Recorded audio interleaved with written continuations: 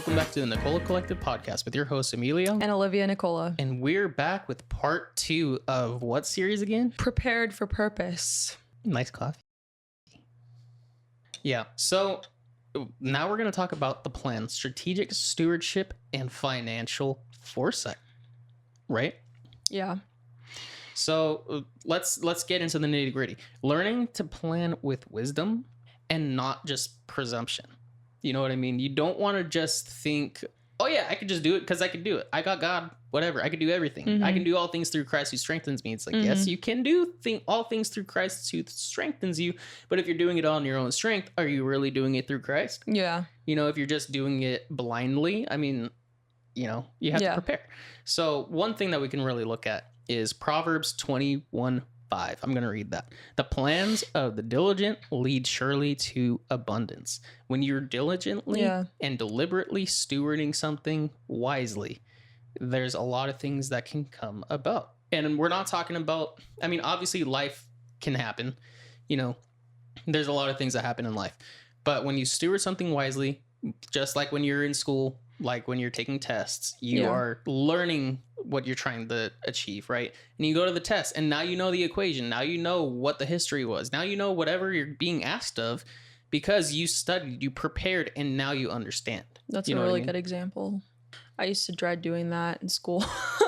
But honestly, I noticed that when I did, I was able to achieve more and remember more, and just overall, like, it didn't hurt me at all to study, if that makes sense. Like, sometimes you're not always going to be prepared for every single question on the test, right? But it's like, if you study and you know the basics of everything and you're able to, like, just understand the general, you're able to, the general, like, idea of something, you're able to put it into practice in the sense of, like, yeah, you might not get all the questions right, but you're going to do well for the most part and learn from your mistakes. Yeah, and that's one of the great things that God allows us to go through is to build strength through resistance. You know, you could look at people who go to the gym. You could look at people who, you know, who are in marketing, all these different things. Sometimes you don't learn by what's great. Sometimes you learn from what's hard. Yeah. You know, you don't build muscle from lifting. You don't build muscle by lifting 2-pound weights for 20 years. You know, you step up, you add on the weight. There's more resistance to it. You know, you don't build strength in marketing if everything that you're doing is, you know, good or everything that you're doing is bad. You have to understand you have to analyze things, understand the analytics. So you have to understand what the system is, who's viewing what, you know. What's actually reaching, what's standing out to people. Yeah. And that's all from actually stewarding, being in that environment, you know? Yeah. And I think really just having the endurance to do that is the biggest, you know, key. Because it's like most people will give up once they realize it's hard. They're like, oh, shoot, why am I doing this? But it's like, if you push through. Yeah. And the plan keeps you from giving up. Like when you have plans, it helps you to just go right back into it like it's routine. So it's like people at the gym, it's like hitting certain days, like leg day, arm day, this day, you know, and then it's like they stick to it because they had designed specific times to do something and they stick with that because it's a plan. It's consistent and it works and they don't have to think too much about it when they're following through on it. They're not overthinking and it's producing results. Yes. So you think beforehand and then you do. Yeah. And especially like we said, when it comes to finances, that is the biggest stressor for most people when starting a business. So it's like, how will we prepare finances to start a business? Well, first off, you can't be reckless. Yeah. Recklessness is not faith. And we got to be clear about that. Just because you trust in God, just because you have faith in God doesn't mean you could squander your finances or you could put all your eggs in one basket. You know, we're talking about true stewardship. Yeah. You have to count the cost. You have to understand what's going to cost in all these different ways, whether it's costing your time, costing your money, costing your, like, even potentially relationships. Okay, what's it gonna do to get this thing afloat and steward it wisely? What are the sacrifices that you have to make? You know what I mean? And those are the costs that you have to count, because if you don't, you're gonna be burnt out. It's not just financials. There's like a lot of different things that people don't realize that they have to give up, or kind of, I don't want to say neglect, but in certain ways you do neglect certain things because of, like, you know, like before when you had your full-time job, you would just come home and you would be done with work. And that's that. You don't have to worry about it for the rest of the night until you go back to work and when you're there. Sometimes you have to sacrifice having fun in order to make sure something works. But here it's like, now it's like you can work whenever you want to. There's not a time where you just completely shut off your computer, your phone, and don't really work. You can work at all points of the day and throughout the night. And the great thing is, like, when you're prepared both mentally, spiritually, you're staying filled, you're taking everything to God, you're spending time with him, you won't feel that burnout. You'll feel joy when you, like, go to work. You'll feel like, okay, I might have a little bit of, like, resistance to want to work, because who really wants to work all the time? That's like you. But at the same time, you could be like, hey, like, I get to do this today. I get to do this today. I get, like, God's blessing me with this. I have a roof over my head. And you start counting the blessings. Like, it's the more time you spend with the Lord, the more times you will find yourself looking at all the blessings. Yeah. You know what I mean? The blessings become more clear. And yes, sometimes you get caught up in them, and then you might forget once in a while. Yeah. But overall, you're able to witness what God's doing in your life. Yeah. So one of the best practical steps I could probably give for how to prepare with your financials is to create a budget sheet or budget template, whatever. Yeah, a sheet of your expenses, what you need, how much it's going to cost. Write all of that down, and then weigh whether or not things are worth it or you actually need them. Because a lot of the times when people start a business, they think they need so many different things, when in reality, you really probably don't, you know? And it's like, a lot of things are overrated. So you need to kind of weigh that and see, do I really need this? Because honestly, sometimes you won't. And I think you'll be able to save a lot of money by doing so. Obviously, in the beginning, you're going to have to pay for certain things. You're going to have to... there's overhead costs. There's overhead costs, you know, but if you know what you're doing... See, I could get into it too with, like, taxes and all that crap, but it's like, you know that you can...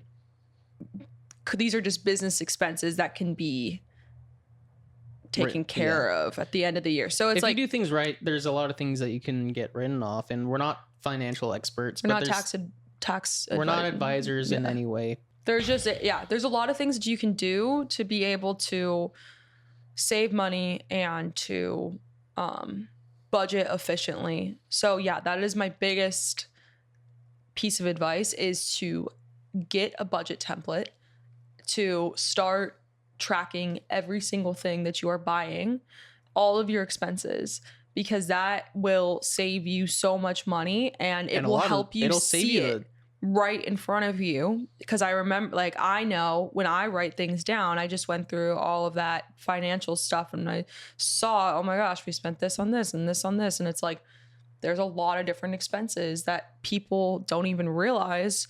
But I'm like, oh, we can cut this out. We can cut that out. You know what I mean? Like, how you can save money. That will be your biggest friend, your best friend, honestly. Yeah, because it'll save you the headache in a lot of different ways. You know what I mean? At the same time, you'll also be able to witness, like, firsthand how your business is growing, or if it is growing, or if it's going down, and what you have to do to be able to bring it back up. It helps you financially understand what's going on. You know, and that's why we suggest to do that. I mean, it's, how would I put it?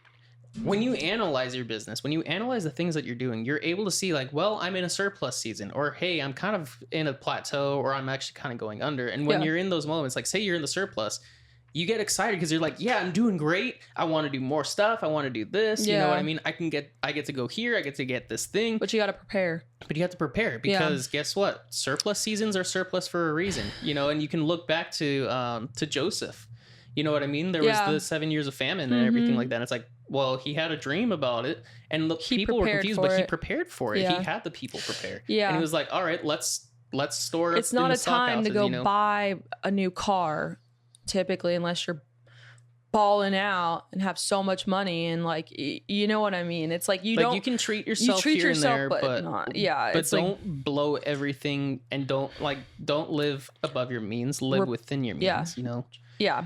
And, you know, in your surplus season, that's also the time where you're able to bless others. So in those moments, get deeper into prayer because God could be telling you to give some of that to somebody in need, or maybe bless somebody in another way, or just in general, like, hey, God's telling you to save this because there could be a time coming up that you're going to need it. You know, there's been so many times where people have mentioned that God rescued them financially, where it's like at the end of the month, they did not have enough to make rent or enough to pay their utilities. And somehow God just came through and said, here's exactly what you needed. Yeah. Or like, you know, there's so many different things. Yeah. You know, and also I think another really good preparation tool is to talk to people, but be very careful with who you talk to about your business plans and all of that, because understand who could be wise counsel, understand your wise counsel, your accountability partners around you for doing so. And I know not everybody has people around them that are like entrepreneurs or let alone Christian entrepreneurs, but it's like be accountable by talking to the right people about it, whether it be like a therapist or a your mom or your dad or your pastor or like something like that, your mentor, husband, your wife, whatever, if you're not doing the business with them, you know what I mean? But have that, because that will help you keep that accountability of like, yeah, I'm going to follow through with this, because sometimes when things get hard, we're like, I'm not going to do it. And it's fine because nobody knows that I was even going to do it anyway. But it's like, if people know that you're going to do it, they're going to hold you accountable to that. And I think that's really valuable, because it's like, it makes you not want to fail even more, because you're like, oh shoot, people are looking at me. People are watching me do this. So I need to make sure that I don't fail publicly, which sounds bad, but it's like, you know, in a way it helps like a lot to understand that you need to have that accountability. But and also being able to set realistic timelines for when you're going to do stuff. Like, when are you going to start your business? What, like the dates? And we haven't, like in the past, even still today, we start timelines for ourselves and we don't even follow through with them sometimes. And you know how frustrating that is? It's like really frustrating, because certain things need to get done on time, but it's hard. You know what I mean? You have to stick to your timeline, because it allows you, it's almost like a homework assignment when something's due. Like if you know, obviously, most likely everybody's been in school. The structure will keep you on a path to success. Yeah, the structure. Having that structure is like the framework for your business, because then without structure, you're never going to get anything done, really. You won't really, I mean, yeah, you'll get stuff done, but it's never going to be the time that you set in place, like that you set in place for it, I guess you could say. If you build a house on sinking sand, it's all going to crumble. You know, if you build it on the rock, a firm foundation, which this is a biblical thing about our walk with Christ, but you could look at it business wise.